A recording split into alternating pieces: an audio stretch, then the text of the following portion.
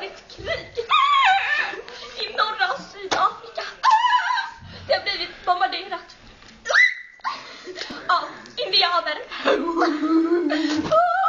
Ja, och det var så att de kom i stora båtar och bombade. Bomb! Tack för våra ljudeffekter. Jättebra.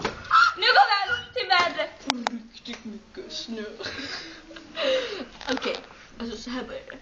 Ser du? Snön är ute. Den är liksom helt så här bara. Det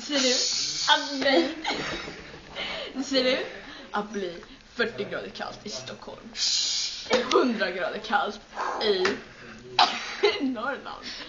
Medan det är 30 grader varmt i Göteborg. Woo! Och alltså blir det 50 grader varmt i Italien.